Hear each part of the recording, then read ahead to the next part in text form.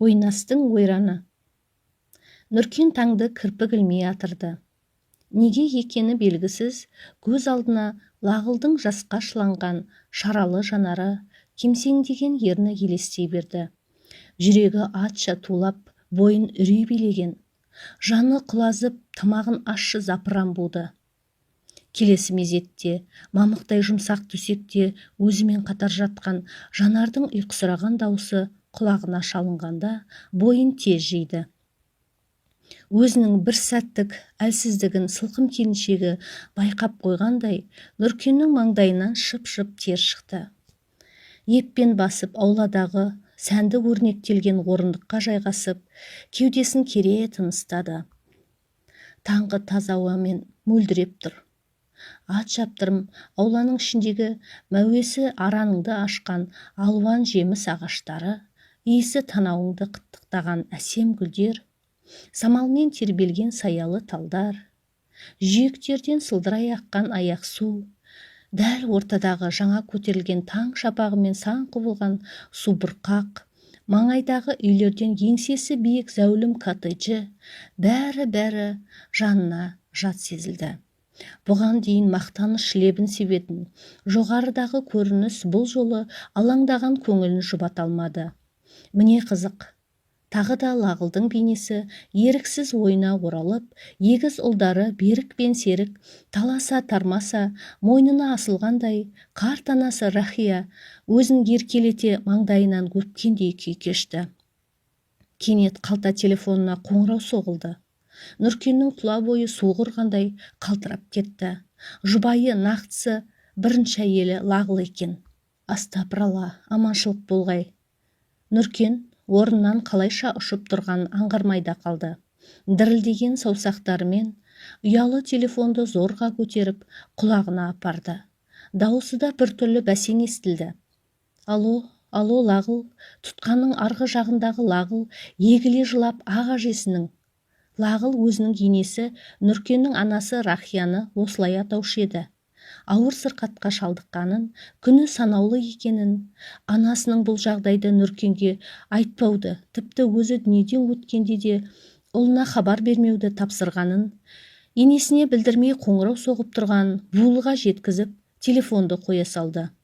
Нұркен мең-зең қалпынан ұзақ уақытқа дейін арыла алмады. Қайран апатайым-ай, шынымен де соңғы сағатыңның жеткені ме? Анашым-ау, жалғызыңды расымен кешірмегенің бе? Құлыным, өмірімнің мәні де, ажары да сенсің. Нұркентайым, сенің жолыңа жаным құрбан дейтінің қайда? Мен білетін ана, менің жаны жайсаң анам. Өзегінен шыққан ұлы, менің балаларым тұрмақ. Көрші көлемнің қара сирақтарына дейін ағажы деп қасынан шықпайтын ақ көңіл апам. Қалайша осыншалыққа қаттылыққа барады? Анашым, жалғыз ұлыңның ағат қылығын қалайша кешірмедің? Мен енді қалайша өмір сүремін? Несіне тіршілік кешемін? Деп іштей егілген Нұркенді оқыс естілген қатқыл дауыс жалт қаратты. Дәл жанында Жанар тұр екен. Жайшылықтағы аппақ сұлу жүзі қараңғы түндей түнеріп, жібектей бұйра шашы дауыл көтерген шөмеледе қобырап кетіпті. Талай жігітті тағатынан айырған мөп-мөлдір жанары сеспен қадалады. Тастай түйілген қабағы әлдебір жамандықтың хабаршысындай сұп-суық. Өзі ес-түссіз ғашық болған әсем арудың қас қағымда зәр шашқан улы жыланның кейпіне енгендей өзгергенін көргенде Нұркеннің денесі мұздады. Жанар ерсі үнмен шаңқ етті. Кім таң атпай қоңыраулатқан? Тағы да әлгі сайқалың ба? Нұркен бойын кернеген ызаны зорға тежеп, сабырлы жауап қайтаруға тырысты. Лағыл ғой, апам қатты сырқаттанып қалыпты. Барғанымыз жөн шығар. Жанардың басы шыбындаған байталша кегжең ете қалды. Сөзі де кесірлі естілді.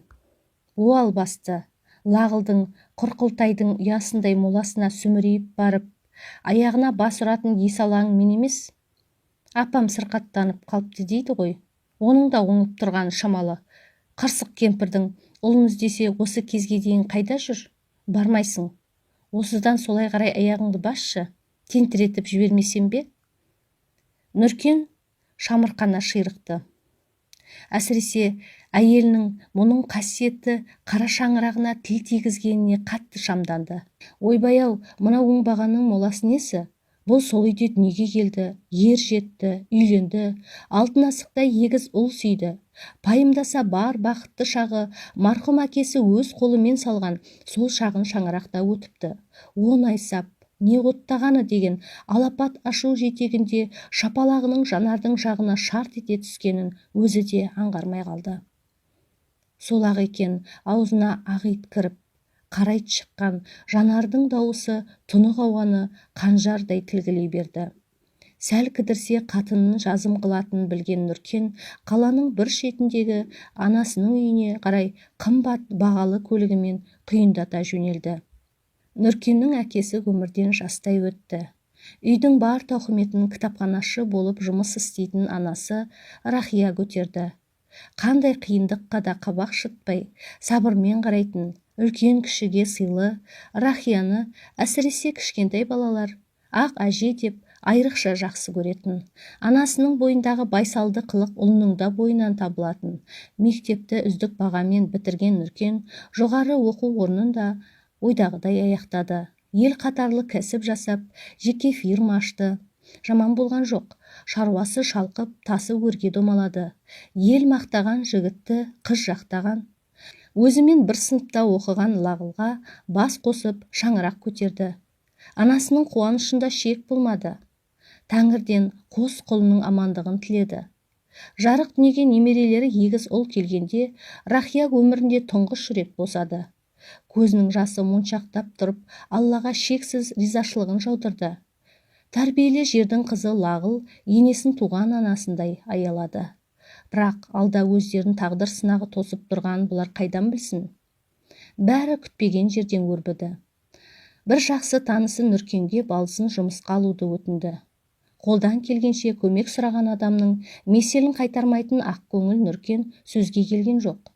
Өзіне хатшы емес, үндемей шағар сұржылан алған бұл мүлде топшыламаған еді. Алғашқыда бәрі дұрыс сияқты болатын. Келе-келе Нұркен өзін сиқыршыдай арбаған сұлудың қармағына қалай іліккенін сезбей де қалды.